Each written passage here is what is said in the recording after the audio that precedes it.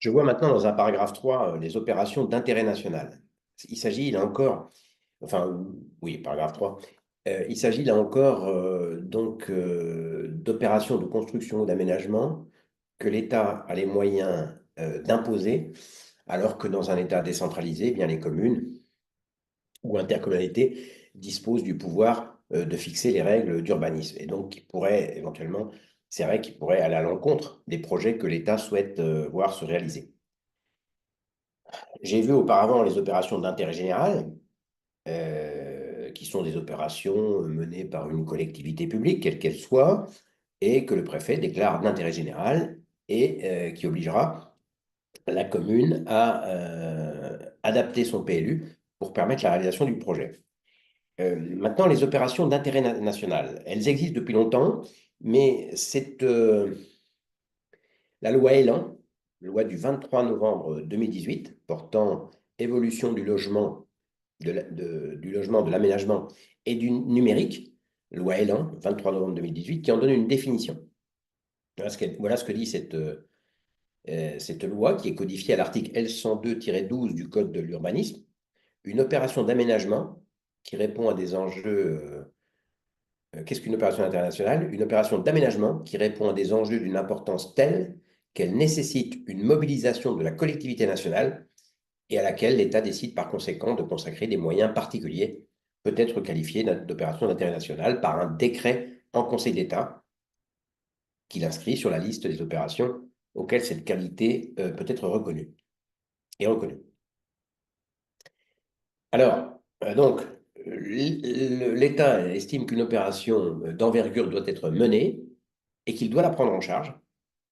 Et donc, par un décret en Conseil d'État, un périmètre est qualifié d'opération d'intérêt national. Dans ce périmètre, les règles d'urbanisme habituelles ne s'appliquent plus. Nous sommes en présence de règles dérogatoires. Les voici. Première dérogation. Dans les communes qui ne sont pas dotées d'un document d'urbanisme, un PLU, il est interdit de construire en dehors des espaces déjà urbanisés. C'est l'article L111-3 du Code de l'urbanisme qui figure dans le code, dans le règlement national d'urbanisme.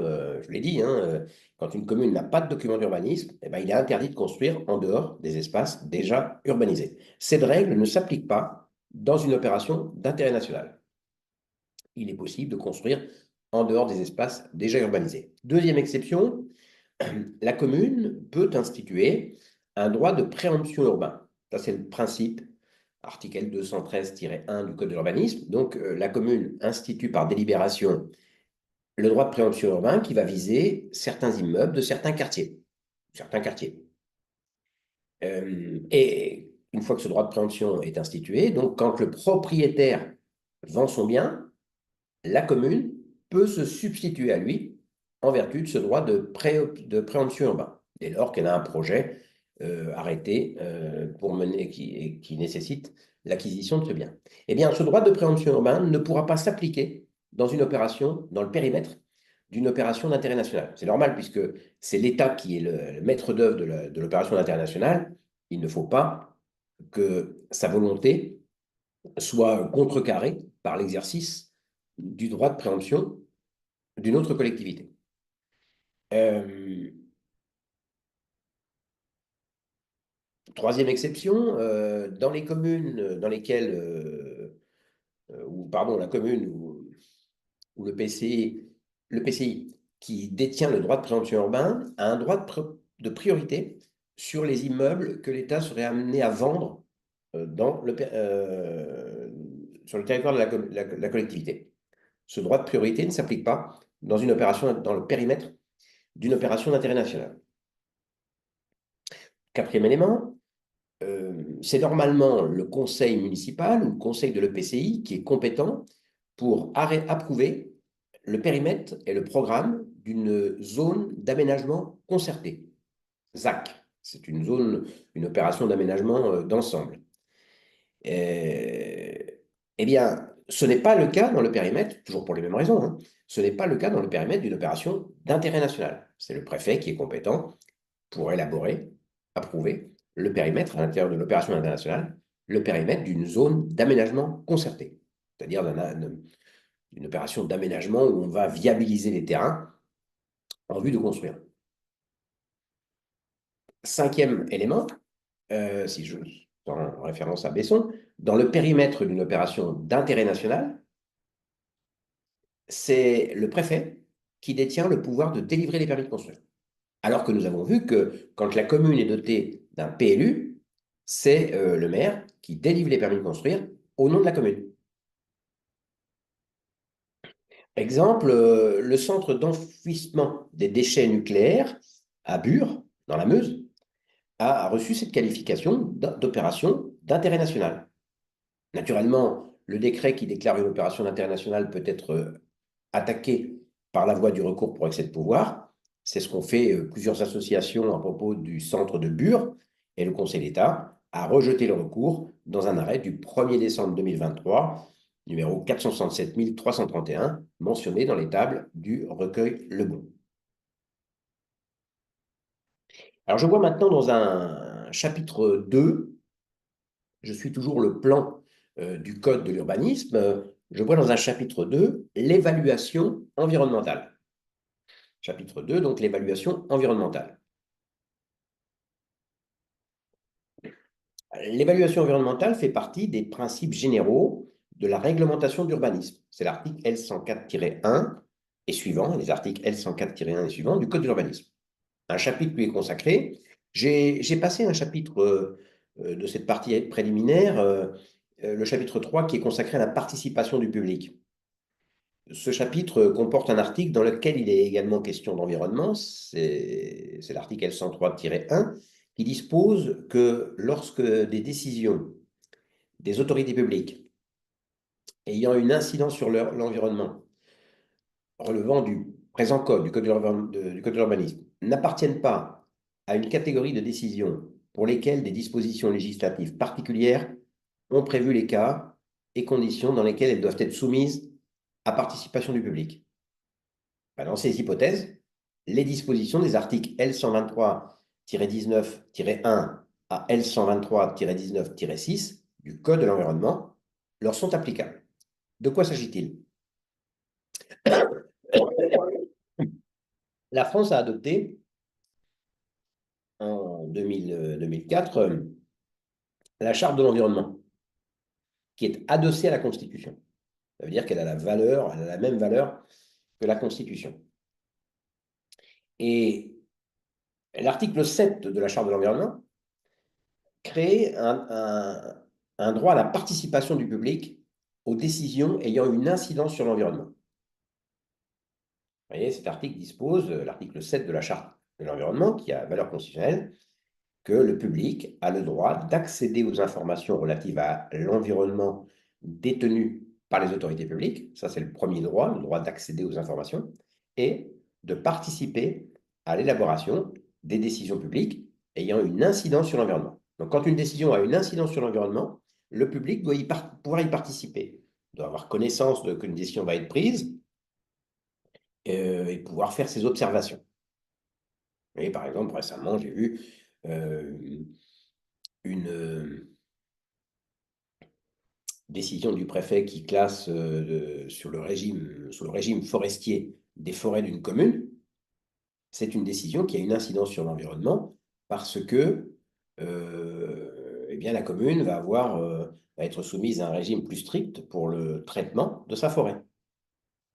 Et alors, l'article 7 ayant valeur constitutionnelle de la charte imposant donc cette participation du public, il faut ensuite que toutes les dispositions, toutes les décisions qui ont une incidence sur l'environnement donc prévoient une participation du public. Et donc cet article que je viens de vous lire, l'article L103-1, dispose que soit la loi particulière a prévu cette participation du public qui est obligatoire parce que la décision a une incidence sur l'environnement, soit la loi particulière n'a pas prévu de participation du public. Mais pourtant, elle doit s'imposer, puisque l'article 7 de la charte l'impose. Et donc, ce que nous dit cet article L103-1, il dit voilà, quand une disposition du Code de l'urbanisme prévoit un régime qui a une une décision qui a une incidence sur l'environnement, mais ne prévoit pas les modalités de participation du public, pourtant exigées par l'article 7 de la Charte de l'environnement. Eh bien, l'article L103-1 renvoie dans cette hypothèse au régime commun, si j'ose dire, de la participation, qui est organisé aux articles L123-19-1 à L123-19-6. Voilà ce que ça veut dire. Les autres articles du chapitre 3, dont je n'ai pas parlé ici parce que j'en parlerai plus loin, traitent de la concertation. C'est un peu la même idée. Quand une commune envisage d'adopter ou de réviser un PLU, son PLU, elle doit prendre une délibération prescrivant l'élaboration du PLU et arrêter les modalités de la concertation, c'est-à-dire les dispositifs prévus pour que le public ait accès aux documents, en ait connaissance. Donc la commune veut prévoir publication d'un journal régulier, tenue de réunions d'information, registre, etc., etc. Ça, c'est la concertation. Je n'en parle pas plus ici parce que je la verrai plus loin quand je verrai l'élaboration du PLU. Alors, plusieurs documents d'urbanisme doivent faire l'objet d'une évaluation environnementale. Par exemple, les directives territoriales d'aménagement et de développement durable dont je parlais tout à l'heure, le schéma directeur de la région Île-de-France, le SDRIF, les SCOT. Et les PLU, l'adoption des PLU et la révision doivent faire l'objet d'une évaluation environnementale. Auparavant, l'adoption ou la révision d'un PLU pouvait être au cas par cas soumise à évaluation environnementale, enfin était soumise à évaluation environnementale quand sur le périmètre du PLU était situé un site protégé, par exemple un site Natura 2000. Là, l'évaluation environnementale était obligatoire. Mais il n'y avait pas obligation pour tous les PLU de prévoir cette évaluation environnementale. Depuis une loi de 2020, 7 décembre 2020, qui a modifié l'article, qui a ajouté un article, un 3 bis à l'article L104-1, eh bien, l'adoption ou la révision d'un PLU est nécessairement soumise à évaluation environnementale. L'évaluation environnementale est une obligation qui découle de directives européennes, notamment la directive du 27 juin 2001 relative à l'évaluation des incidences de certains plans et programmes sur l'environnement. La directive également du 13 décembre 2011. Donc, il résulte de ces textes que quand un projet est susceptible d'avoir une incidence notable sur l'environnement, la collectivité porteuse du projet doit réaliser une étude d'impact. C'est ça l'évaluation environnementale. Et dans laquelle elle analyse les incidences de son projet sur l'environnement. Et l'étude d'impact qui est réalisée par la collectivité porteuse du projet doit faire l'objet d'une évaluation par un tiers indépendant. Qui va donc analyser l'étude d'impact et indiquer à la collectivité qu'elle a correctement apprécié les incidences ou pas, lui faire des observations. Cet avis qui est donné sur l'évaluation environnementale n'a pas une portée obligatoire, il ne peut pas bloquer la procédure, mais on peut penser que si le tiers impartial dit votre étude d'impact est faible, ne tient pas compte de certaines incidences, si ensuite il y a un contentieux, ça risque de peser sur la position du juge, qui constate que les conseils qui ont été donnés dans l'avis n'ont pas été retenus par la collectivité porteuse du projet. Alors, dans cette évaluation environnementale, il y a 3 autorités qui peuvent intervenir. Il y a le maître d'ouvrage, la collectivité porteuse du projet. Par exemple, la commune élabore un PLU. Il y a ensuite, il peut y avoir aussi une autorité qui autorise le projet. Imaginez une opération d'aménagement d'envergure. Bah, souvent, elle relève d'une police spéciale. Le préfet doit autoriser le projet. Et puis, il y a la 3e autorité, c'est celle qui donne son avis sur la qualité de l'étude d'impact. il peut être difficile de trouver des autorités différentes parce que ben, il y a beaucoup de choses en France qui passent par l'État. Le préfet peut autoriser un projet et puis est également le maître d'ouvrage, le représentant du maître d'ouvrage du projet. Et il ne faudrait peut-être pas non plus qu'il donne son avis sur la qualité de l'étude d'impact qu'il a réalisée, qu'il a fait réaliser par ses services. Et donc la France a tâtonné pour trouver le bon système et déterminer le tiers indépendant, impartial, qui donne son avis sur l'étude d'impact. Au point que la Cour de justice de l'Union européenne a été saisie. C'est normal, puisque cette évaluation environnementale découle d'obligations européennes. Et donc, il y a eu un recours, une question préjudicielle pour savoir comment on pouvait comprendre, euh, comment on pouvait comprendre la séparation nécessaire entre le maître d'ouvrage, celui qui autorise, celui qui évalue la qualité de l'étude d'impact. Et donc, la Cour de justice a rendu un arrêt le 20 octobre 2011. C'est l'affaire C-474-10. Et elle analyse donc les directives de 2001 et de 2011 dont j'ai donné la référence à l'instant. Euh, et voilà ce qu'elle dit. Euh,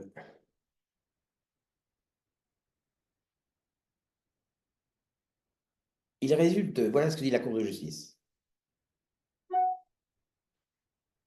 que il résulte clairement des dispositions de l'article 6 de la directive du 13 décembre 2011 que si ces dispositions ne font pas obstacle à ce que l'autorité publique compétente pour autoriser un projet ou en assurer la maîtrise d'ouvrage soit en même temps chargée de la consultation en matière environnementale. Donc rien, il n'y a pas obstacle à ce que ce soit la même autorité publique.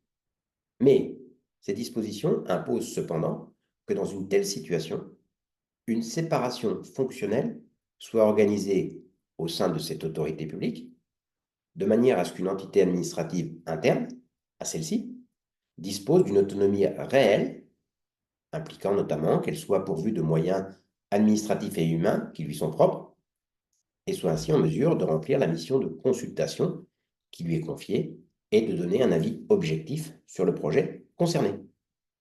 Donc, pour dire les choses concrètement, le préfet de région, par exemple, peut être l'autorité compétente pour autoriser un projet ou maître d'ouvrage parce que le projet est réalisé pour le compte de l'État. Il y a évaluation environnementale. Elle peut être confiée à un service de l'État. C'est la même autorité publique, vous voyez. Mais il faut que ce service de l'État soit autonome, indépendant par rapport au préfet. Ça peut être difficile à mettre en œuvre, mais c'est comme ça. Et donc, dans un arrêt du 6 décembre 2017, le Conseil d'État 6 décembre 2017, numéro 400 559, qui est mentionné dans les tables du recueil Le Bon, le Conseil d'État juge que le préfet de région ne peut pas être chargé de donner un avis sur l'évaluation environnementale quand il est par ailleurs chargé d'autoriser le projet. Ce n'est pas possible.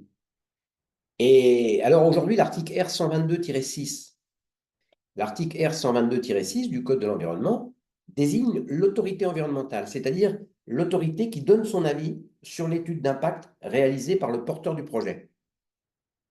Ce peut être, selon les projets, le ministre chargé de l'environnement, pour les projets dont le maître d'ouvrage est un autre ministre, le Premier ministre. La formation d'autorité environnementale du Conseil général de l'environnement et du développement durable. Ce Conseil général est une entité, un satellite du ministère de l'écologie, mais avec une certaine indépendance par rapport à lui. Donc, si le projet est porté par le ministère de l'écologie, ce n'est pas lui qui peut donner un avis sur l'évaluation environnementale, sur l'étude d'impact que ces services ont réalisé. Ce sera l'autorité environnementale de ce Conseil général. Et puis, autre autorité,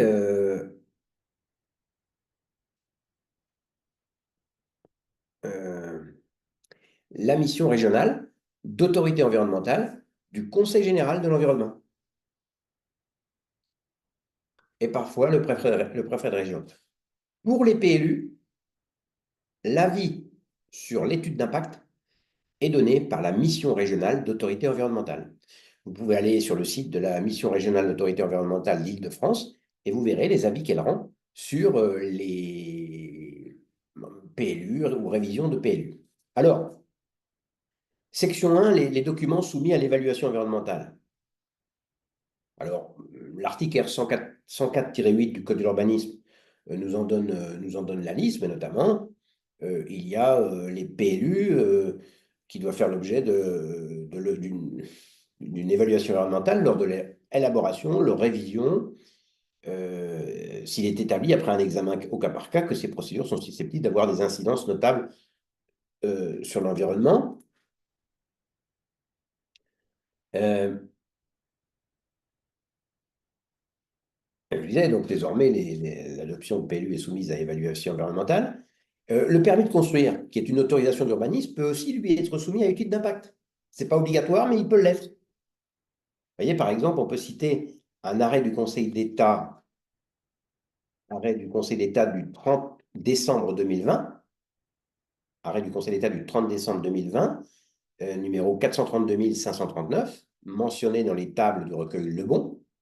Et dans cette affaire, c'est le maire de Strasbourg qui a délivré un permis de construire en vue de la réalisation d'un ensemble immobilier de 7 bâtiments comportant 226 logements. Vous voyez, c'est un projet d'envergure, une association à taxe permis.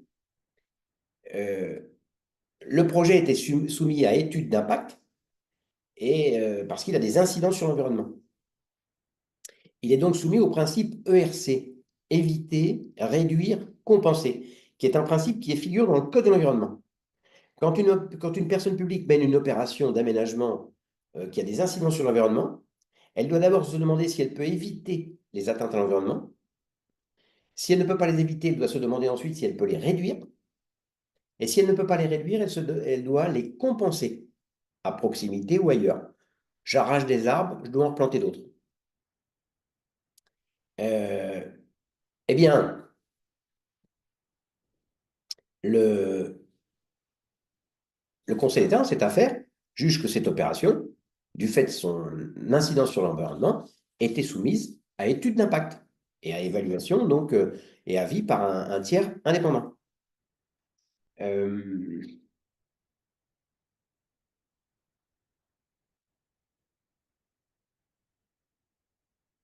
Autre exemple, Conseil d'État 16 février 2024, Conseil d'État 16 février 2024, numéro 472 787.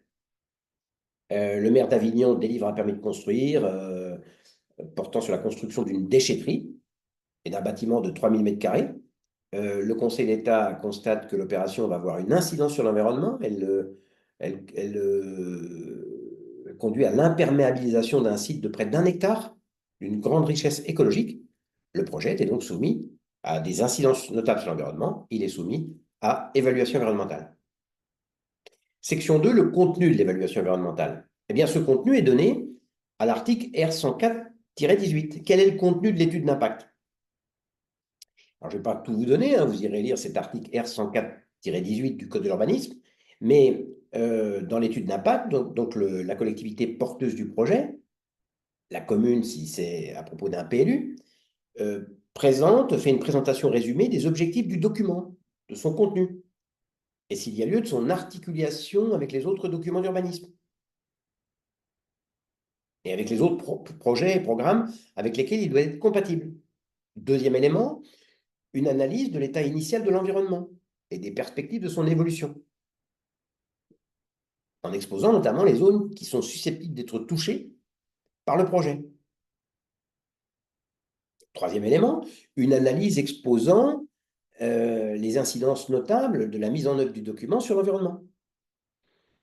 Projet de PLU sur l'environnement. L'exposé des motifs pour lesquels, en dépit de ces incidences, ce projet a été retenu. La présentation des mesures envisagées pour éviter, réduire, compenser. C'est le principe ERC. Et puis, la définition de critères, indicateurs et modalités retenues pour suivre l'évolution, les effets du document sur l'environnement au fur et à mesure de son application. Naturellement, si on verra plus loin que le PLU peut être révisé ou peut être modifié. Les modifications les plus mineures sont soumis au à la procédure de modification et non pas de révision. Et vous voyez, par exemple, dans un arrêt du 14 Cour administrative d'appel de Lyon, 23 avril 2019, Cour administrative d'appel de Lyon, 23 avril 2019, numéro 18 LY 01916, eh bien, la Cour administrative d'appel de Lyon juge que dès lors que la modification du PLU de Ternay porte sur l'ouverture à l'urbanisation de deux petites zones de moins d'1 hectare, qui étaient auparavant classées en zone à urbaniser, donc potentiellement urbanisables, mais maintenant elles vont le devenir. Bah, compte tenu de la faible ampleur,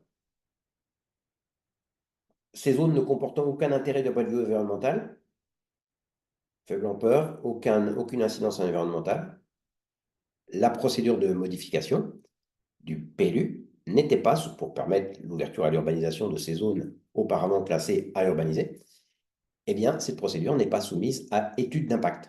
Vous voyez, là, ce n'est pas systématique. Alors, section 3, rapidement, effet sur l'élaboration du PLU. Eh bien, quand le PLU est soumis à évaluation environnementale, le rapport de présentation du PLU, qui est un document, un élément du PLU, hein, il y a le rapport de présentation, le projet d'aménagement durable, le règlement du PLU, les annexes, eh bien, ce rapport de présentation va avoir un contenu calqué sur le contenu de l'étude d'impact. Celui que j'ai donné, c'est l'article R151-3 qui le dit, contenu que j'ai donné il y a 2 minutes, là, l'article R104-18. La prochaine fois, dans un chapitre 3, je verrai le principe de non-indemnisation des servitudes d'urbanisme.